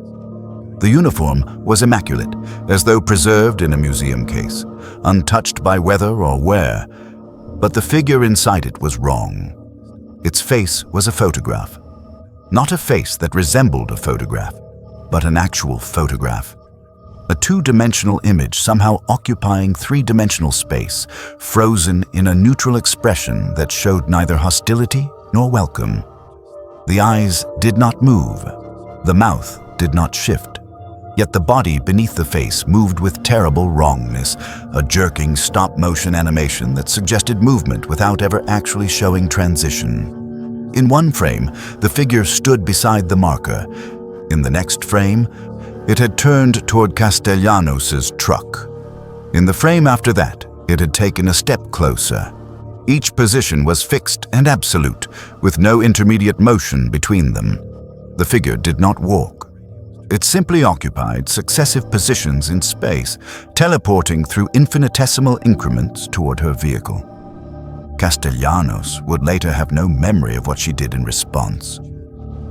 The dashboard camera recorded her hands gripping the steering wheel. It recorded her mouth moving, forming words that produced no audio on the footage. It recorded the figure advancing frame by frame, its photograph face unchanging, its body jerking closer with each frozen instant. The figure reached the driver's side window, its arm extended, not raised, but simply present in an extended position, the sleeve of the old uniform perfectly creased. The photograph face filled the window, and in the final frame before the camera died, Castellanos would later observe that the photograph showed a different expression than before. It was smiling. The camera died at 11:52 p.m. The timestamp was fixed in the final frame, 5 minutes after Castellanos had first observed the marker. The footage would not resume. Park Service dispatch received no communication from Castellanos during the night. This was not unusual. Rangers frequently patrolled areas with poor radio reception, and protocol only required check-ins at 2-hour intervals. When Castellanos failed to report at 1:32 a.m., dispatch noted the missed communication but did not immediately dispatch a search party. Rangers ran late sometimes. Equipment malfunctioned. There was no cause for immediate alarm. At 6:47 a.m., a maintenance crew driving the road between markers 46 and 48 discovered Castellanos' truck parked on the shoulder beside mile marker 47. The engine was cold, not merely off, but cold in a way that suggested it had not run for many hours. The driver's door was open. Castellanos sat in the driver's seat, hands still on the steering wheel, eyes fixed on the mile marker ahead. The maintenance workers called to her. She did not respond.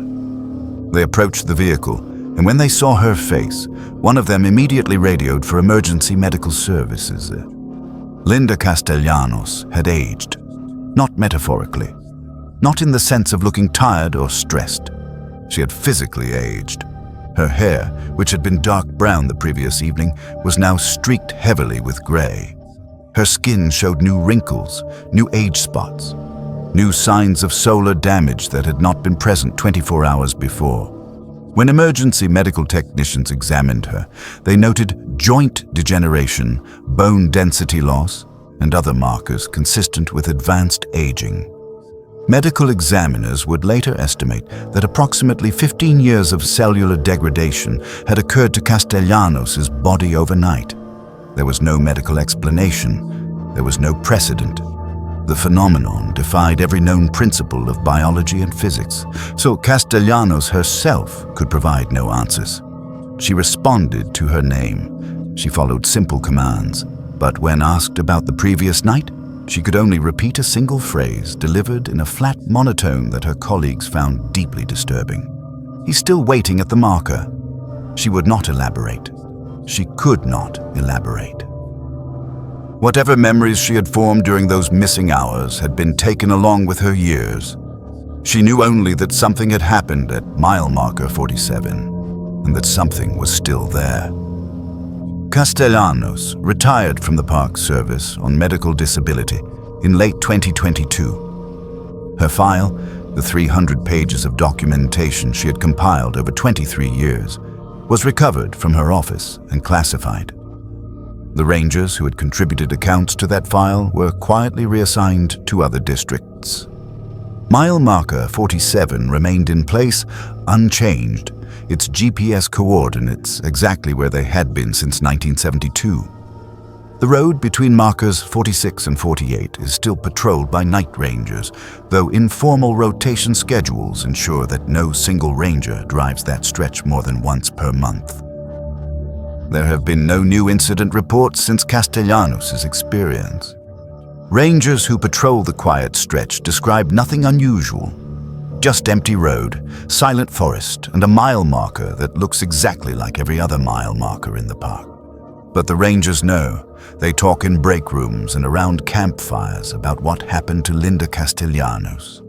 They share the details she collected over 2 decades of investigation.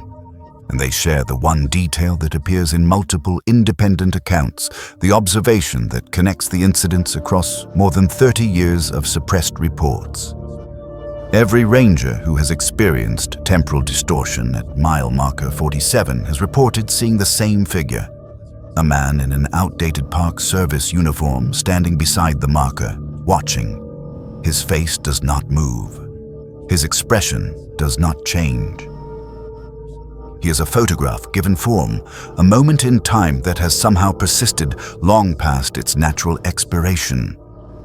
The ranger who installed mile marker 47 in 1972 was named Douglas Harwell. He worked the night shift, driving the roads alone, maintaining equipment in the darkness. In November of that year, he drove into the stretch between markers 46 and 48 and was never seen alive again. His truck was found the next morning, parked beside the newly installed marker 47, engine cold. His body was discovered 50 yards into the forest, beneath a lodgepole pine, dead of exposure. Though the night had been mild, and his uniform provided adequate protection against the cold. His photograph was removed from personnel records as a matter of routine after his death. But descriptions survive. A neutral expression. Eyes that seem to look through rather than at. A face that might have been handsome once, but had settled into something too still, too fixed, too permanent to be mistaken for anything living.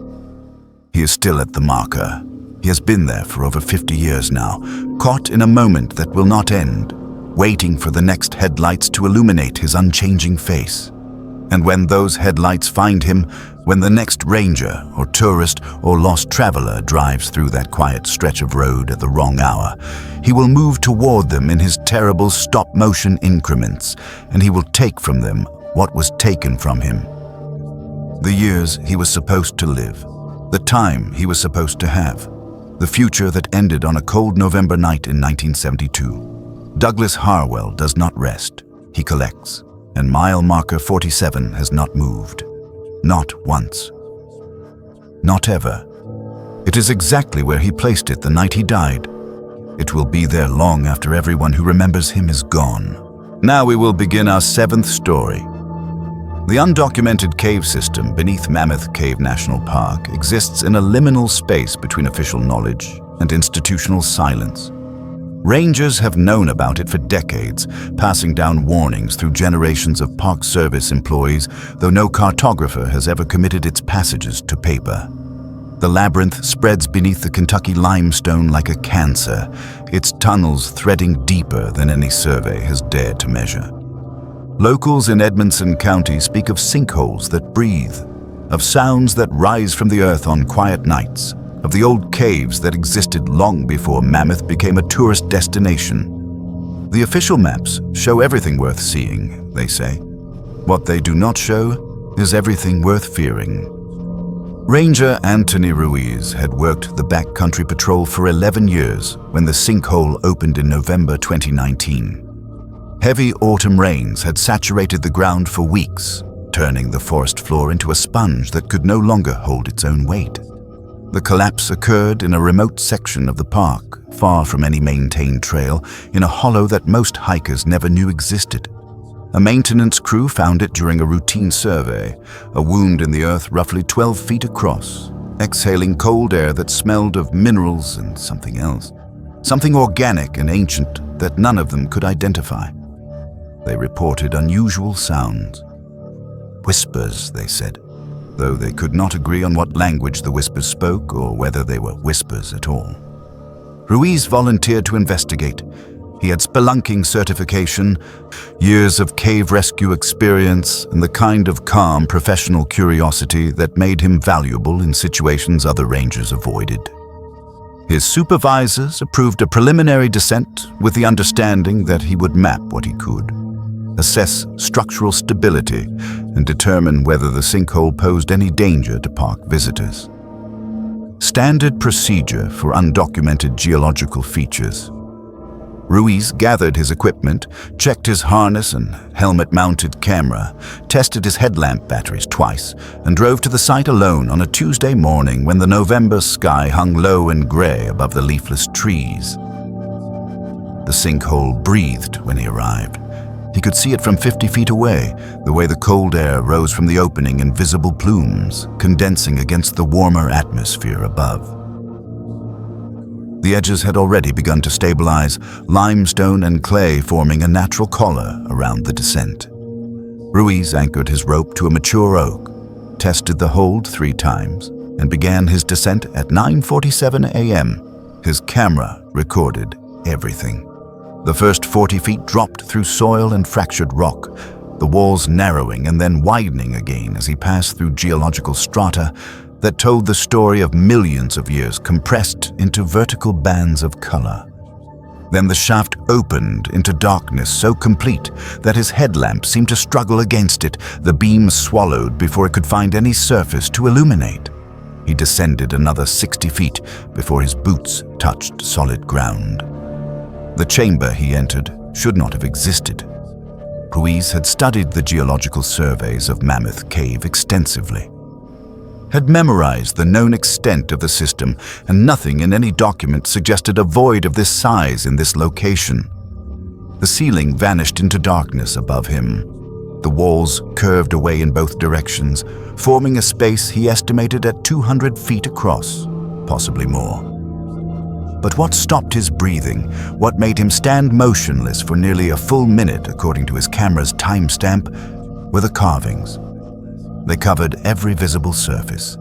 Symbols cut into the limestone with a precision that suggested tools far more sophisticated than stone or bone, arranged in patterns that seemed almost linguistic, almost mathematical, almost recognizable, but ultimately incomprehensible. Ruiz moved his headlamp across them slowly, documenting what he could, his voice quiet as he described spirals that turned inward on themselves. Figures that might have been human if humans had too many limbs, geometric shapes that seemed to shift and rearrange when viewed from different angles. The symbols predated any known human habitation of the region. They predated the indigenous peoples who had used the upper caves for burial and ceremony. They predated everything. Ruiz called out to test the acoustics. A simple hello projected into the darkness ahead. The chamber should have produced echoes, multiple returns bouncing from the distant walls, but what came back was singular and precise. His own voice, repeated perfectly, arriving 3 seconds after he spoke.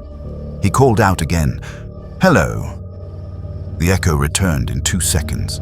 A third time, 1 second delay. Then he said nothing, and the voice spoke anyway. It emerged from deeper in the chamber, from a passage he could not see. And it was his voice, exact in every quality, matching his regional accent, his particular cadence, the slight roughness that 11 years of outdoor work had worn into his throat. The voice said hello before he could form the word. It completed his sentences while the thoughts were still forming in his mind. It spoke things he had not said aloud, things he was only thinking, private words meant for no one. Ruiz held perfectly still. His breathing sounded impossibly loud in the enclosed space. The camera recorded his headlamp beam trembling as he tried to steady himself, tried to rationalize what he was experiencing as some acoustic phenomenon, some trick of the cave's geometry that he did not yet understand. But the voice kept speaking. It knew his name. It knew his wife's name. It knew the words he had said to his father before the old man died, words spoken in a hospital room in Louisville with no one else present, words he had never repeated to another living soul. The darkness ahead of him began to move. His headlamp caught the motion first, a shifting in the black that suggested form and mass where there should have been only empty space. Something was approaching. Something was emerging from the deeper passages, moving toward him with a gait that matched his own stride perfectly, each footfall landing in rhythm with his heartbeat. Ruiz wanted to run. Every instinct he possessed screamed at him to climb, to ascend, to seal the sinkhole behind him and never return. But his body would not respond. He stood frozen as the thing entered the reach of his light. It looked exactly like him. The figure wore his uniform, carried his build, moved with his particular way of walking that his wife always said made him look like he was perpetually leaning into wind. The face was his face, down to the small scar above his left eyebrow where a falling branch had caught him during a storm cleanup in 2015. The hands were his hands, the same calluses in the same places, the same wedding ring on the same finger. But the eyes were wrong. The entity's eyes were entirely black. Not merely dark, but void, reflecting nothing, absorbing his headlamp beam like holes cut into the surface of the world. And its skin, as it moved closer, had the texture of wet clay, still forming, still settling into its final shape. Ruiz could see the surface ripple as the thing breathed, could see features shift and readjust with microscopic precision, perfecting themselves, becoming more him with each passing second. It spoke with his voice. It said his thoughts aloud. It described the fear coursing through his body, the adrenaline making his hands shake, the desperate animal part of his brain that was already calculating escape routes and finding none viable. The entity smiled with his smile, and the expression was almost right, almost perfect, except for something in the muscle movement that suggested the thing was still learning, still studying, still copying. The entity reached forward and touched Ruiz's face.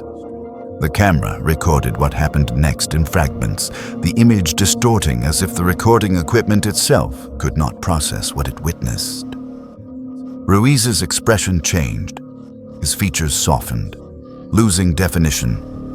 His skin taking on that same wet clay texture for just a moment, his face becoming malleable, becoming shapeable, becoming something that could be molded into any form. The entity's hand pressed against his cheek, and Ruiz felt himself slipping, felt his sense of self dissolving at the edges, felt the boundary between his identity and the thing's identity blurring into something terrible and new.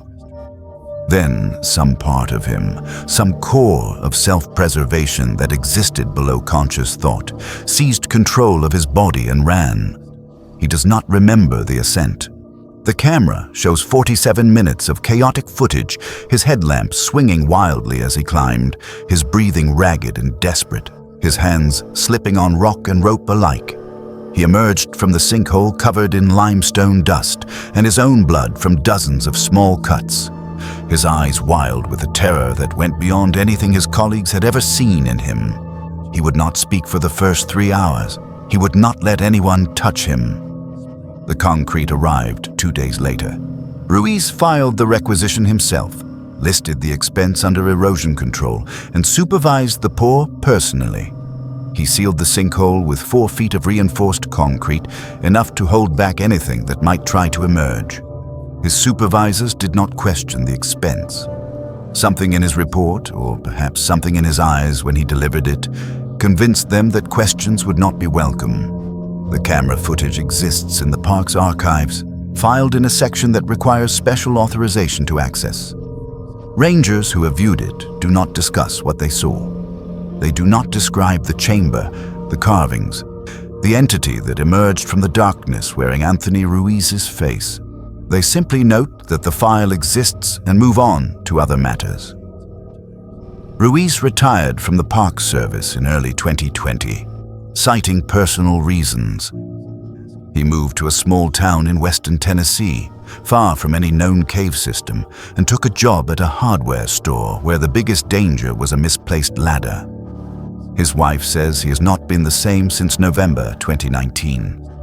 She says he sleeps with all the lights on, that he has covered every mirror in their home with sheets and towels, that he refuses to be photographed or recorded in any medium. When she asked him why, he told her about the mirrors. He said his reflection does not move right anymore. He said there is a delay, just a fraction of a second, barely perceptible unless you know to look for it. He said the reflection watches him even when he looks away. He said it smiles sometimes when he is not smiling, and the smile is almost right, almost perfect, except for something in the muscle movement that suggests it is still learning, still studying, still waiting. The sinkhole remains sealed beneath 4 feet of concrete in a remote section of Mammoth Cave National Park. Rangers avoid the area. Maintenance crews report that the concrete has developed hairline cracks over the years, thin fractures that seem to deepen after heavy rains. Some of them claim to have heard sounds rising from beneath the seal on quiet nights. Sounds that might be whispers. Sounds that might be voices. Sounds that might be someone calling hello into the darkness below. Something always answers. Now we will begin our last story. The final entry in retired Ranger Eleanor Vance's career logbook sits in an archive box in Luray, Virginia, alongside 31 years of meticulous documentation, fire reports, wildlife surveys, trail maintenance schedules, search and rescue operations numbering in the hundreds. Her handwriting remained steady through all of it, the precise cursive of someone who understood that accuracy in the wilderness could mean the difference between life and death. But the entry, dated August 19th, 2023, shows something different. The letters slope downward. Words are crossed out and rewritten. In some places, the pen pressed so hard it tore through the paper. This was the night Eleanor Vance encountered a trail that only appears after dark. This was the night she stopped being a ranger. Shenandoah National Park stretches across nearly 200,000 acres of the Blue Ridge Mountains, a spine of ancient stone and forest running through Virginia like a scar left by geological violence. The park contains over 500 miles of trails, all of them documented, surveyed, and maintained according to federal standards. Rangers patrol these paths in daylight and darkness, knowing every switchback, every creek crossing, every overlook where the mountains fall away into blue-hazed valleys. Eleanor Vance had walked these trails since 1992. She knew the park the way she knew her own heartbeat. August in Shenandoah brings humidity that settles into the hollows, like something alive. The heat during the day becomes a wet pressure at night, the air thick enough to taste. Vance was running a routine patrol along Skyline Drive, the scenic highway that winds 105 miles along the ridge of the mountains. Her shift had been quiet. A black bear had been spotted near Big Meadows, but it had moved off before she arrived. A family from Ohio had locked their keys in their car at Thornton Gap. Standard operations for a Wednesday evening in late summer. She was driving south near mile marker 47 when her headlights caught something that made her foot ease off the accelerator. A trailhead sign stood at the edge of the road. The wood was weathered gray, the carved letters faded but still legible. The trail marker beside it bore a yellow blaze, the color used to designate connecting paths in the park's wayfinding system. Behind the sign, a trail extended into the forest, the packed earth worn smooth by what appeared to be years of foot traffic. Vance pulled her vehicle onto the shoulder and sat for a long moment, her hands still on the wheel. She had driven this stretch of Skyline Drive thousands of times. She had worked trail maintenance in this section during her early years with the Park Service. There was no trailhead at mile marker 47. There never had been. She radioed dispatch to report her position.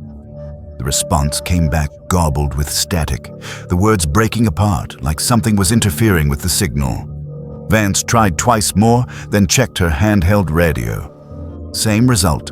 Communication blackouts happened occasionally in the mountains, especially during weather events, but the night was clear. The stars above the ridge were sharp enough to cut. Standard protocol dictated that she wait for backup when encountering an anomaly. 31 years of experience told her to stay in the vehicle, to drive to the next overlook where her radio might work, to report the unknown trailhead and let a team investigate in daylight. But Vance was 63 years old. She had survived encounters with wounded bears, flash floods, and lost hikers suffering from hypothermia-induced psychosis. She had never, in 3 decades, encountered anything in Shenandoah that she couldn't explain. She activated her body camera, checked her flashlight, and stepped out of the vehicle. The forest sound stopped the moment her boots touched the shoulder of the road. The constant summer chorus of insects, the distant calls of barred owls, the rustle of small mammals in the underbrush, all of it ceased. The silence was so complete that Vance could hear her own blood moving through her ears, a wet whisper that seemed unnaturally loud. She approached the trailhead sign and directed her flashlight beam across its surface. The wood was cold to the touch, far colder than the humid August air should have allowed. The carved letters read, "Hollow Trail," but the words seemed to shift slightly at the edges of her vision as if they weren't quite fixed in place. She stepped onto the path. The change began within yards of the road.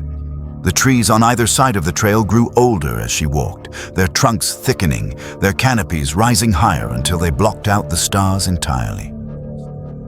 Vance recognized the species at first, tulip poplars, red oaks, the occasional hemlock, but then she began passing trees that shouldn't have been there. American chestnuts, massive and healthy, their bark unmarked by the blight that had wiped them from these mountains a century ago. Eastern elms with their distinctive vase shapes, extinct in the wild since the 1970s. She passed a stand of what appeared to be dawn redwoods, a species that hadn't grown in North America for millions of years. Her flashlight beam seemed to grow weaker as she descended, though she had replaced the batteries that morning. The trail wound downward at an angle that contradicted the park's topography. Vance knew this section of the ridge. It should have been climbing toward the next peak, not dropping into a hollow that her maps insisted didn't exist. But the path continued down, switching back on itself, the packed earth giving way to older stone steps that had been worn smooth by centuries of use. The air grew colder as she descended.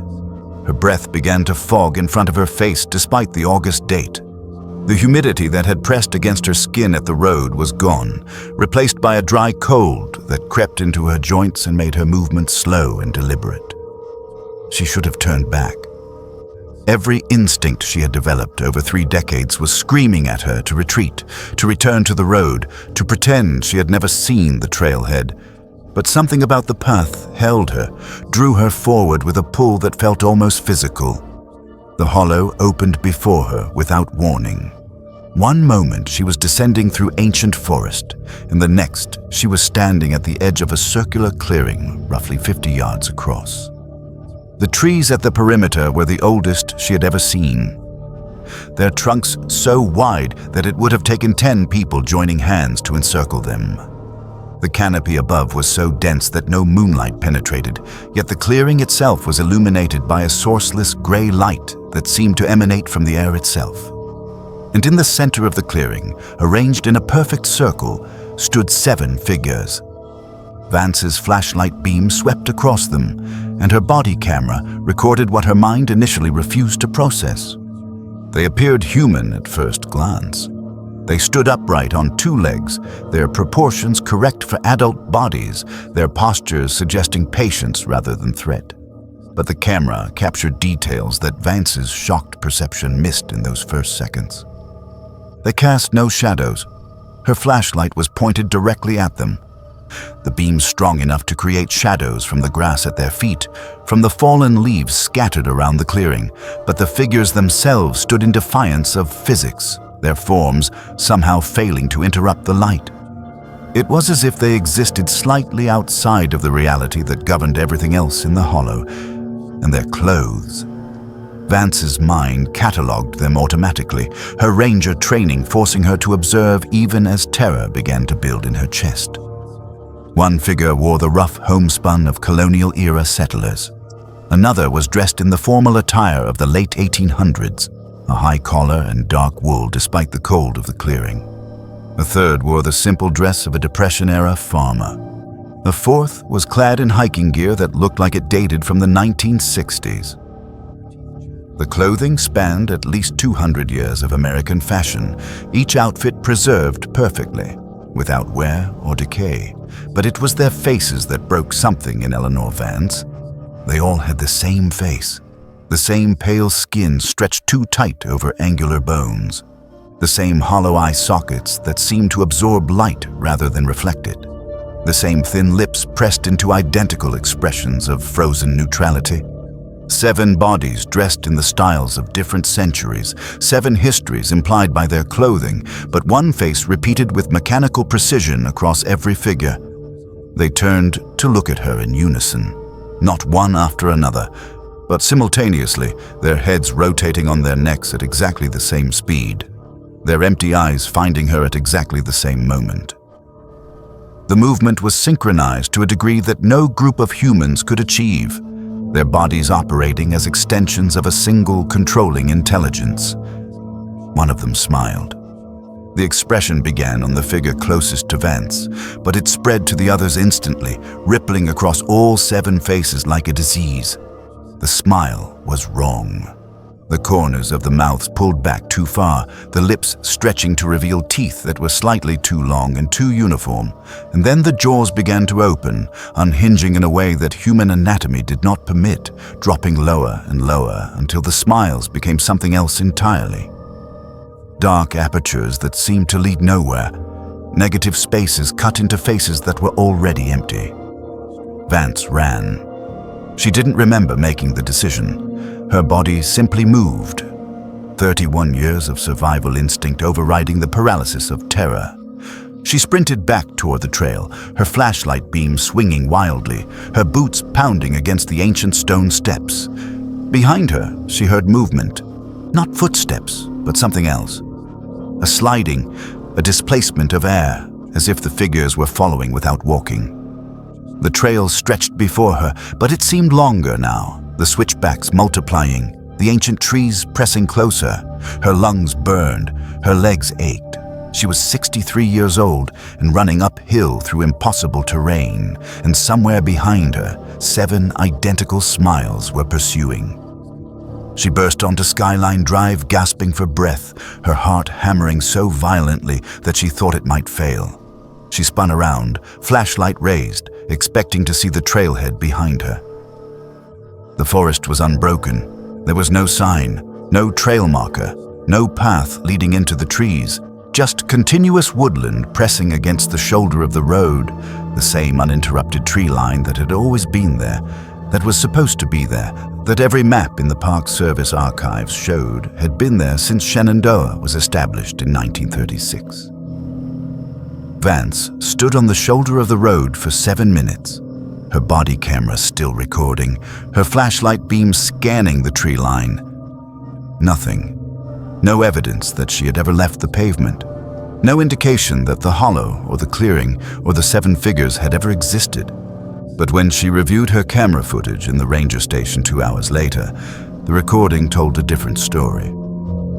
47 minutes of footage showed her walking a trail that wasn't supposed to exist, descending into a hollow that contradicted the park's topography, entering a clearing where 7 figures stood in perfect arrangement. The camera had captured everything her memory was already trying to suppress: the ancient trees, the sourceless light, the identical faces, the smiles that spread from mouth to mouth like something contagious.